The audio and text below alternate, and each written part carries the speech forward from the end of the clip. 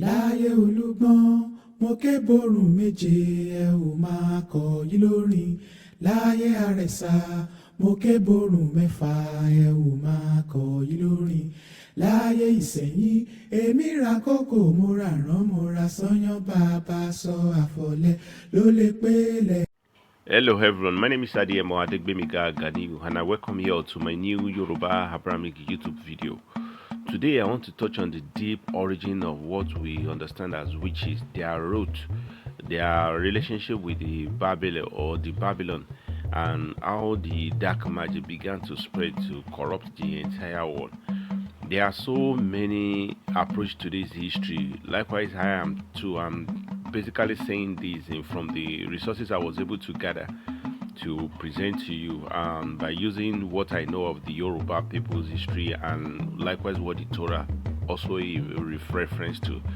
Do you understand? The witches and their very origin has always been a complex topic which has a different dimensional details. Do you understand? Historically, witches and their dark spiritual attributes are not indigenous to Africa, and that is for a fact.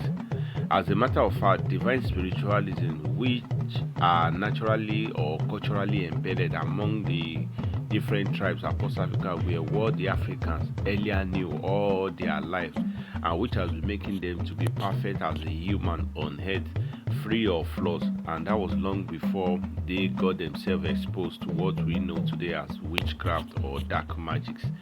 Do you understand? So for an instant, let's take the Yoruba people for a case study. The Yoruba people as a tribe. Ifa divinations has always been the spiritual legacy of all their ancient ancestors, and that is even long before some of them even did entertain this dark magic and brought that dark magic to Yorubaland to cause havoc upon themselves. And nothing of evil, and this is what many don't probably know. No such thing as evil practice when it comes to Ifa, because that has been our indigenous and a grounded legacy from Almighty. Ifa knew nothing about evil acts, dark practices, human sacrifice, blood money, all these things. They are not part of the Ifa system or Ifa spiritualism. All the knowledges like this are what came from outside the continent of Africa, because you will understand how it got here. So people should stop mistaking Ifa divinity for dark practices. The reason why the world now continues to portray Ifa as an evil or a pagan or something deadly is only because the people who are practicing Ifa, who are not really indigenous to the Yoruba people, are not really much of the Yoruba people or understand the logic of Ifa from West Africa, that are practicing it outside Africa. They are the one mixing that Ifa way of life with what we call dark magic practicalities, and some people dub it as Santeria. These are what basically mean the rest of the world think Ifa is evil. Ifa has nothing to do with anything ritual of human being or stuff like that. It's a divine call. Do you understand? And likewise why the way of Ifa has always been the way of all the Abrahamic prophets. There's nothing evil within it. So if anybody really wants to learn Ifa or learn anything, you have to come to the root, the Yoruba land, among those who are born into it. Idile Onifa, like in the Torah, they are dubbed as the Levite, and Onifa, the dubbed as the Levite. And Onifa, Idile Onifa, who understood the root of it. Stop learning it outside Africa where they are mixing it with dark magic. So, and Abrahamically, dark evil powers or spirituality can never be from the Yoruba Ifa oracle divinity, and which evidently led to why all Abrahamic prophets too also by the use of Ifa, the oracle of the Almighty. This same prophet are also the one which are originally dubbed as the Orisha or Yorumale in Yorubaland, and what they practice. In a nutshell, directly or indirectly, all dark practices or evil energies or occultism or fraternity or brotherhood acts or whatever were aliens' way of life, which Africans were earlier exposed to since the time of the ancient Babylonian era, when the entire world or humanity then used to speak just one single language. So what does Babylon mean? Let's break it down. you will understand. Babylon was derived from just 3 Yoruba words, and it starts from Aba, Ibi, Ile. The Aba is a name that actually can be referring to what we mean as a region or an area or community. Ibi means evil or evil dwelling place or an area where evil excel or thrive based on the narrative we are using it for. And Ile is also direct word for the earth or the world at large. So if we stretchly put it together and pronounce it as one, it becomes Aba Ibi Ni Ori Ile Aye, which basically means the region where evil of this earth reside, dwell, thrive, or originated from. Do you understand? So Babel is a name which has a meaning of where we can describe as somewhere where the word evil, the evil of this world started from and began to spread out. That is exactly what Babel is. And the common question people always ask is, how come do I love to use Yoruba word to convey my message when it comes to Torah? You guys really have to know that Babel establishment in the Torah first existed. The first Babel that ever existed in the Torah first existed at the time when humanity used to speak just one language. And that language was obviously that of the first man, which was earlier created in the same Abrahamic Torah, the same person who which can reference to as Adam. Because Adam is a Yoruba man that dwelled in Yorubaland of Ife, which was why the name that was given to him was in reference to the Yoruba person, not a Chinese name, not a Spanish name, not a non-Yoruba any tribe name. Is a Yoruba given name, Adaniamo, Eniti Adalatinuamo. So basically, and this is why the reference Adam is also a reference to the first man that we know today as Obatala at Ile-Ife, Adaniamo, Eniti Adalatihamo. So it's not a coincidence that the first language of the first man was actually the earliest language which the people of the world, the first settlers of this world, were basically speaking collectively. As a matter of fact, the unguided norm and abnormal cultures of the people of that evil domain known as Babel still equally resulted to why the word Babel was still linguistically interpreted today as the chaotic people of chaos, unguided people. If you see the word of do what thou wilt, that is commonly pronounced, I think it was pronounced by a man called was it not Antolavey or this most wicked man in the world that died from Europe.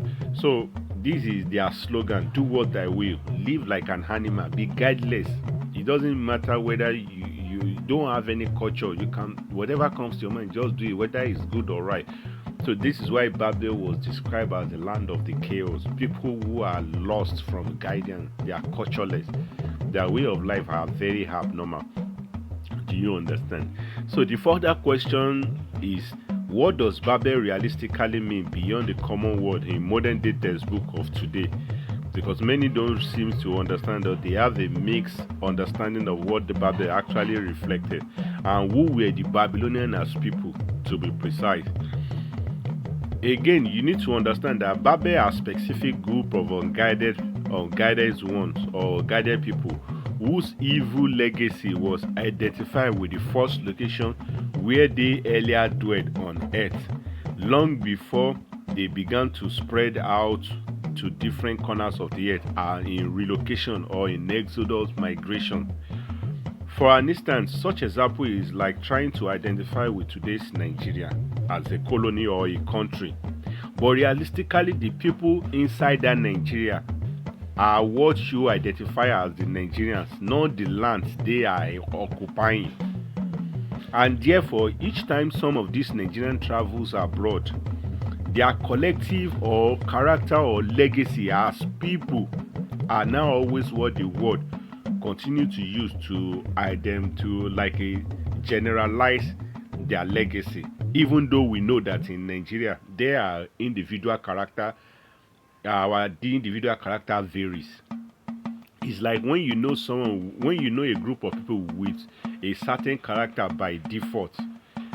At the end of the day, not all of them will be guilty of what you are accusing them of, but because they all have individual character. But by default, based on what is happening, people can as well assume this is exactly who they are.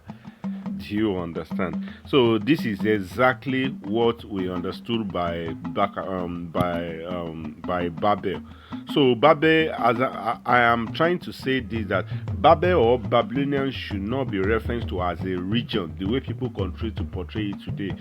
As a matter of fact, they are people of odd, abominative nature, and who were completely out of control in their time. Do you understand? So the further question people may ask again is that where was the ancient Babel people location thousands of years ago? Of course, and precisely between this, it's precisely between the South Egypt and North Sudan area, according to earlier maps like Gothic maps of Africa and so many other maps that earlier came. Like I continue to say in my random previous video, Africans really need to understand. You need to start realizing that everything you see in today's Middle East are historically irrelevant. They are recent modern textbook creations. Middle East doesn't exist thousands of years ago. The existence of Middle East as a livable colony is just a recent one, not less than 600 years, right after the Persians and the Romans conquered the entire North Africa and re-established an artificial settlement there till today. So therefore, the entire Abrahamic history were all about the Africans with black-skinned people alone, and all the events or adventure took place right only inside today's Africa among the black people, and majorly within today's Yorubaland of West Africa and North Africa, back and forth. These are where all the old historical events started and ended up with. There's nothing happening outside Africa because humanity started from Africa, not Europe, not Asia, and we're talking about thousands of years when humanity were just starting to expand as people. Therefore, ancient Egyptian land of the black original Egypt was earlier identified as a free land populated territory with different colonies within our terrain. Just like we have today's United States as an open country. United means group of different states that comes together. And even in the same United States, we still have people like, we still have communities like black community, Hispanic community, Latino community, China community, Chinatown, and so on. As a matter of fact, you need to start picturing an ancient Ethiopian as an open land max when there was no border, when there was no nationality, when language was similar and all Africans can relate with themselves, and there is no country. So stop looking at today's Egypt as a land of a country. Egypt was never land of a country. The very Egyptian colony of the indigenous, the place is known as Kemet. The term Egypt encompasses the entire from the lower side of Egypt down to the Nubian area. They are all part of the Egyptian colony. They marry themselves, they go back and forth, but indigenous Egyptian were the Kemet, who stayed at the upper Egyptian location. Do you understand? So in other words, the outcome of the racially played, in other words, Babel community also happens to be one of the earliest existing colony that dwelled inside the same Egypt of a borderless territory in antiquity.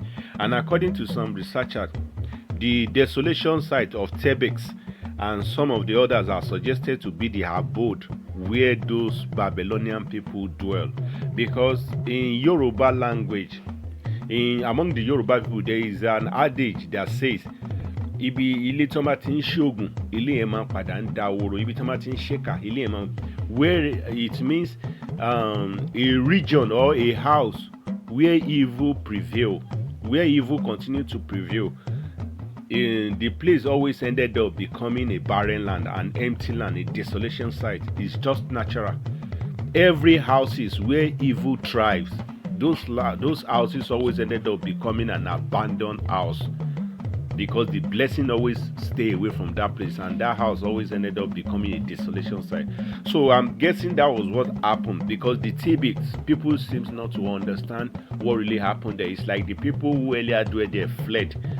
So some scientists, some researchers are guessing these are because it was highly stated, highlighted in the earlier maps, before the creations of modern day artificial Middle East.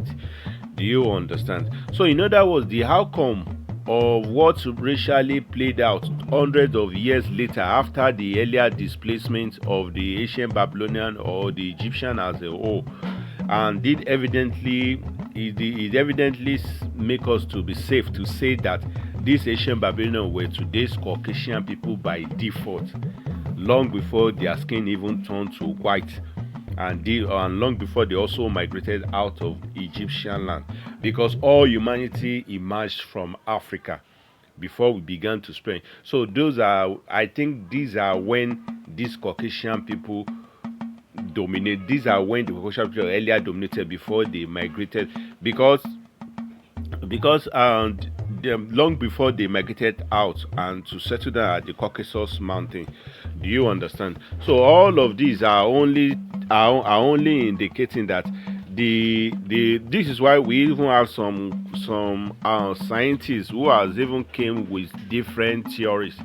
They said the early dark Caucasians featuring looking people turned white after their migration to the cold region of Europe, and it was the ecological mutation that did played out on their skin that made them turn white.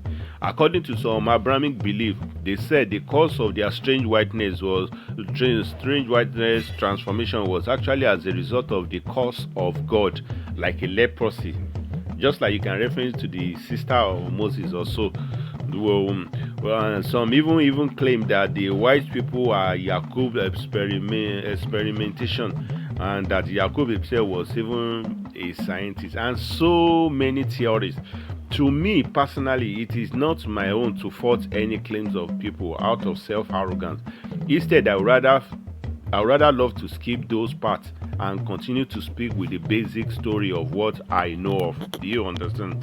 So the basic details that I was able to come up with from my own understanding, the Torah dubbed these Babel people of Caucasians as people which heaven has locked out of mercy, and did imprison them beyond what we know today as Caucasus Mountain, in order to contain their ever-growing evil from further spreading like diseases to the rest of mankind.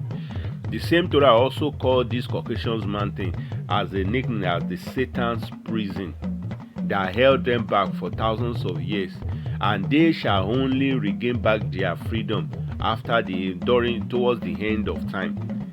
And both the Quran and the Torah also even collectively dub them as Satans, in some cases as the Yajuj and Majuj.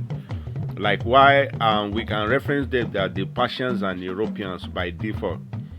So there are so many approaches to this. Is to depend on how you perceive it. Do you understand? Another question people may also ask is that what exactly were the barbarous crime or the atrocities that even made the heaven to frown against them in the beginning, or to begin with? Both the Quran and the Torah extensively reveal it all. That, like in Revelation, it details how Babel's domain eventually became region of demonic people, e.g., people like witches. When we say demon or demonic people, they are not referencing to any black whispering spirit. Evil spirit is different from demon. Demon is in reference of people who are extremely wicked, people who are down to evil, people who have no limit. What they call humanity or humanity in them is completely dead.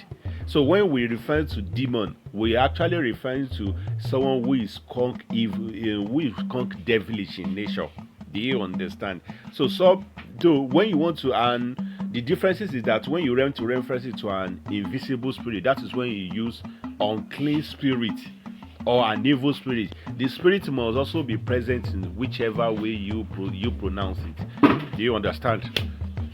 Do you understand? So this is what I mean. So when the revelation was saying, he said Babel eventually became the region of the demonic people, and people like witches, sorcerers, magicians, and so. And the colony also became a region of where many evil spirits. The Yoruba call those evil spirits by different names. Sometimes we call them as Ebora. Sometimes we call them as Alujonu. So these are different names of the Yoruba people. They are all different kind of spirits who operate in the very dark manners or way of life. Also, the Babylon also became a demonic place where evil birds dwelt. This evil bird can also be referring to what the Yoruba randomly dub as Eye Aje, Eye Egun, Eye Aye, different birds that describe them as the weapon of the witches, the weapons of the demonic entities. Do you understand? And likewise, the verse further said, and their unguided, chaotic lifestyle led to their lust, their unguided culture, and became the market center where the people of the world continue to visit to get initiated into their damnation practices. So that is exactly in summary of what the Revelation 18 was practically talking about. Let's now go back to the Quran as well to see what the Quran itself also said.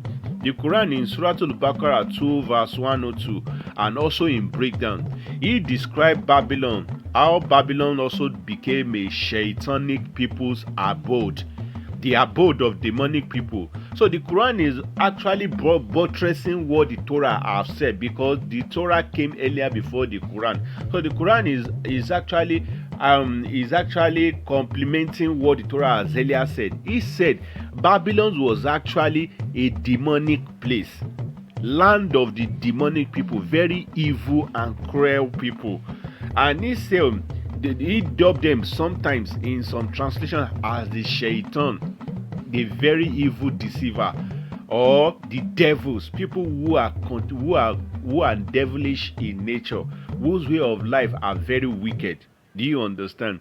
And he also further stated in that Baqarah, it became the center of where witches, where people who sell dark magics, witches who sell dark magics to themselves, the center where you get initiated into evil dark magics, where people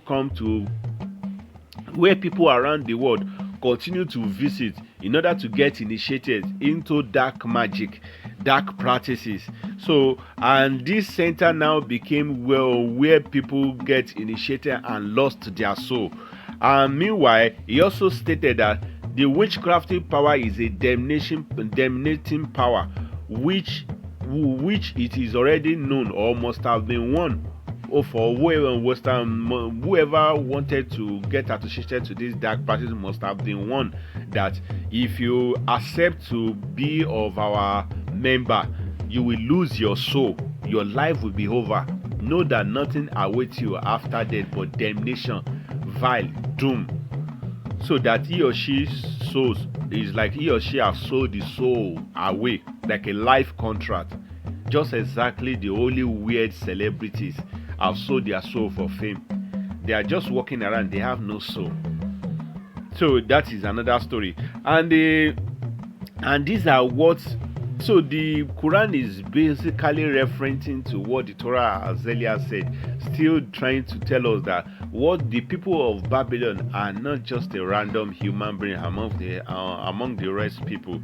They are people who started all these evil people, and there is no evil that is happening in this very world that cannot be traced down to that place. They started it, and we know the Torah made it known that this demonic power was actually given to them through messengers of the same Eledumare in a nickname Arioto Amoto. Arioto in Yoruba means someone who sees the truth, that is a testifier to truth. Amoto, he that knows the truth. This is why the Torah said these people, this Orisha who visited them, basically warned the people of the Babel that don't accept this power. This power is actually a test of you, for you people. It's better for you to stick with the divinity of Oracle than the way of life that will better your life. But they were like, no, we want our own power. They want the contrary power to the light power, and they are ready to sacrifice themselves. They are ready to burden the cost that comes along with it. So the power was actually also from the Almighty to different people who choose to be a member of that dark ways, but knowing before they become a member that they've already lost everything, because it's a thing of a choice. A witch can't force you to become a witch. They still need your consent. They will ask you. They can lure you. They can make you go through tough times, and will later come as your savior in order for them to entice you into their mix. But they will need your consent. But once you give them your consent, you are the one signing your life away. That I want my soul to be doomed. Give me whatever I want to give temporarily on earth. So do you get it? So another question we also need to ask is that how has all these things translated to how has all these things, how can we relate it to the Yoruba people, who are the same people of the Torah, who are the same people which the entire history of Torah are all about? We need to first understand that if you've been watching my videos, by now you must have realized that the word Judah, or the Judah's kingdom of today, is actually the same place we know of the kingdom of Oduduwa from West Africa. The Oduduwa kingdom from Ile-Ife in Osun stretches from today's southwestern part of Nigeria across today's Dahomey, Togo, Ghana, which is why we have Yoruba remnants who spread across, because Oduduwa really had an empire, not a kingdom like it's being commonly teaches in modern day textbook, in order to shrink our legacy. And you must also know that Oduduwa, having been the same person as King David, his last son, which is commonly known as Suleiman Oshole Onimo. Osho means a wizard. Ile means earth. Onimo, someone with vast knowledge and wisdom, which is why Solomon is always known as a very wise man. A very wise man who has vast knowledge about everything, and his wisdom now comprises the use of power to control different witches, to control demonic, to do everything. So that Quran in Surah Al-Baqarah 2 verse 102 basically defended him. He said even though Solomon's ways of life can be similar, can be compared to that of the witches, which is why the Solomon is known as Osho, which is a wizard. Oshole Donimo. This is why even in the Torah is called Sholomo, not Sulaiman, not Solomon. It's Sholomo, Oshole Donimo. So the Quran is defending Solomon with that even though Solomon has so many power, he can disappear like the witches. He can split himself into multiple images. He can travel 1,000 miles without even blink. In a second, he can do all those kind of things. The Quran is saying he was never part of these witches. He looks like a witch, like a wizard, but he was never part of them. As a matter of fact, Solomon was gifted that power right from the day of his birth. Not that he went to go, he was initiated into it, and he was extremely divine. So having known that Oduduwa is actually the same person as King David, and the coronation rituals, all he did is in Torah, the book of Numbers, how he did. The person they refer to as Solomon is Oranmiyan, Alaafin Oranmiyan of Oyo State. This Alaafin Oranmiyan, the staff of Solomon, is also in reference to what we know today as the staff of Oranmiyan, Opa Oranmiyan. The gigantism, the terrestrial ability of Oranmiyan, which is Solomon, became why they describe him as a black face and a white face person who has power. The ring of Solomon, which the Westerners continue to misportray as a big deal, is what they call Oruka. Sometimes the Yoruba have different kind of Oruka. Oruka Aluwo, Oruka Alujonu, Oruka. These are Yoruba powers that they just whiteify and made it a Westerner belief. So in a nutshell, what the person we know as Solomon is the same person we know in Yorubaland, one of the great king of Oyo, Alaafin Oranmiyan, the son of Oduduwa, the last born, I think. So in Quran 2 verse 102, Bakura, he did reference, and he said this period, this witchcraft thing actually came to Yorubaland during the reign of Alaafin Oranmiyan, which is Solomon. Should I repeat it? The witchcraft, the power, everything, the dark magic got to Yorubaland during the era of Alaafin Oranmiyan. So the Quran was basically saying the Almighty was now instructing Solomon, which is Alaafin Oranmiyan, that warn your people, your Israelites, Oya Sheriola, the Yorubas, to stay away from Babylon in Egypt, because Babylon was not in Middle East. Like I earlier said, to stay away from Babylon. These are people who have learnt that dark power. Now telling Alaafin Oranmiyan, which is Solomon, that your people should only realize that whoever among them who get initiated into witchcrafting, the person is doomed for life. He is doomed for life. He will lose his soul, and he should expect nothing of heaven through him. So it's a very clear thing that the Almighty is trying to prevent the Yorubas from parting powers or parting businesses with those who he has described as the condemned, at least for learning that dark magic which the Aroto and Amoto warned them of. But they refused because they were so arrogant. They wanted to make themselves gods on earth. So Alaafin Oranmiyan, who is Solomon, was indeed a wizard and who possesses endless powers to do exactly what the devil witches does. But he was heavenly gifted with such power from birth, while the witches did bargain their soul for that dominating power. And that fact was basically referring to heavens, like how heavens really condemned the power and told the Oya Sheriola to stay away completely from that dark power, or else they as well might lose their soul. So the fear, one way or the other, and by default, some of the Yoruba did eventually engage in that power, and they know that they had nothing to do with righteousness anymore. And some of them, the spirituality and dark might or occultic gathering became their ways of life. As a matter of fact, Alaafin Oranmiyan had to put some tough measure or guide or penalty in the town in order to discourage many Yoruba people from accepting those dominating power. Some of the practice are what we Yoruba known as Oro. Oro is always a ritual cleansing to cleanse the land of every evil. So if you are a witch and you are not careful enough, you will run mad.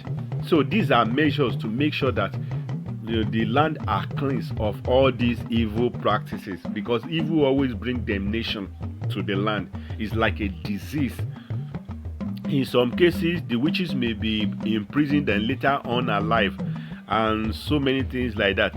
Therefore, the Yoruba witches fear for an unknown disgrace and execution, and which also resulted to why they eventually decide to start operating in the shadows to cause havoc only in the midnight when the humanity are sleeping, and learn to even disguise their identity from the public's notice because they fear for their soul. And why most of them today quantify the populations of today's churches, mosque population, alasalatu, because they need to keep disguising, so they will be the least you can even think of to have been committing those evil. They need to hide themselves, and they probably know that there is no power in religion, because religion is actually a foreigner. They can't tell a witch who is undivine to go to any deity shrine. Thunder might strike her to death. But when it comes to religion, they are all over there. They know that there is no power that could challenge their ability there. As a matter of fact, religious leaders are also into their occultic, their occultic membership. So witchcrafting, and which also led to why none of the witches of today, the irritation the Yoruba people anciently have for these witches, because the Yorubas really understood how devastating, how destructive these people could be to the community. Like in Yorubaland today, if we go to some household, these witches, they've sacrificed all the blessed child of that household.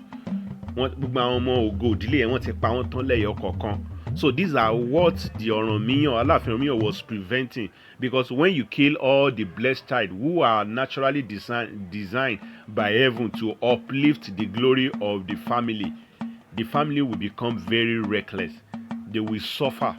So the witches naturally they are anti progress of a community. So the irritation was passed down to the Yoruba people collectively by default, and this irritation led to why till today witches are still afraid to come out boldly in the open to tell them, I am a witch. Unconsciously the community might stone him or her to death, because they are still unconsciously irritated by their presence when known in the community, even though they are all over. So witchcrafting, sorcerers, magician, occultism, fraternity, and many other dark practices continue to be beautified, sanctified, commonized, and made to be attractive or attractive practices, either in day and night, among the European states today, because it is their forefathers' legacy. They own it. It is from there. Divinity came from Africa. The whole divine energy came from the Western world. But over the years, we continue to mix up together. We exchange energy. We exchange knowledges. This is why it now became a mix. But we need to make it clear. We need to make a clear clarification that these powers are not the same thing. Even though people try to portray it as the same thing, they are not. So, in conclusion, I am not inciting anyone against any African or tribe witches or at all. If you dare do it, if you dare go against the way of the witches, believe me, they will chew you alive and raw. And even heaven will even laugh you. Not all witches are even evil. Not all witches are evil. There are 3 categories of witches. We have the dark witches. These are the core evil categories. They are extremely evil, and these are the great people. Or their headquarters is in the Western world, because the Western world continue to distribute this power to the rest of humanity. An African witch can never be as powerful as the European witch, no matter what, because that is their own legacy. Likewise, an European person can never be as divine as an African people, because that is our own legacy. Do you understand? So not all witches are evil. The dark witches are the crunk evil one.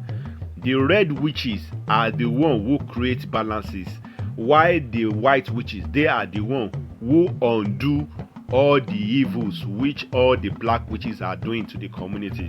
So it's like the Almighty tried to create balance among the humanity.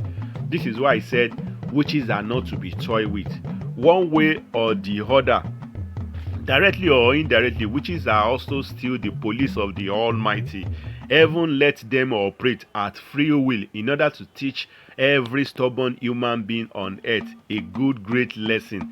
Who actually feel he is too arrogant and can forget the heaven, and torment those who even refuse to fear heaven, even though even despite that, they themselves know that they shall also account for all their mispractices.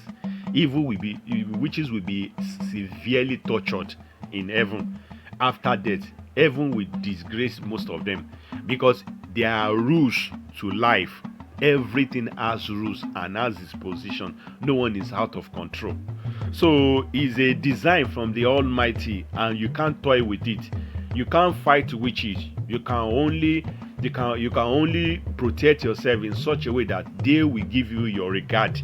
They will respect you. Because if you are going to fight if you decided to fight witches, are you ready to kill your mother? Are you ready to kill your sisters? Are you ready to kill your cousin? Because they work in proxies and they are all over the world. But there are ways you can go about it that they will give you your regard. You will succeed. They won't even near you. Anyone that dares to near you after doing the right things with the Almighty, they will burn. Even their fellow witches will kill their witches member. That why do you go there? Can't you see the handwriting of heaven in his body? So these are their ways to go about it.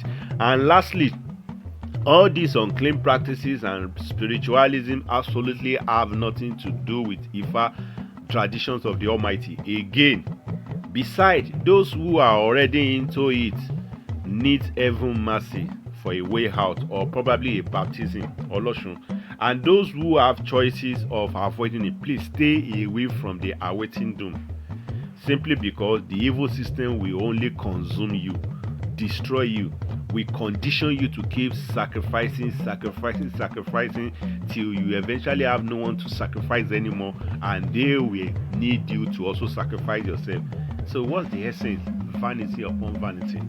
So I'm not here to tell anybody to go against the witches. I'm just here to say the truth, the little way the heaven has made me to understand it. So I will see you in my next video. Make your comment known below respectively. Pray over it. Protect yourself at all time. Evil lurks around everywhere. You can't win them, because while you are sleeping and snoring, they continue to decide to come up with different meetings, how they want to deal with you. So it's heaven that can help you through your email. May the Almighty continue to bless us. See you in my next video. Thank you and bye for now.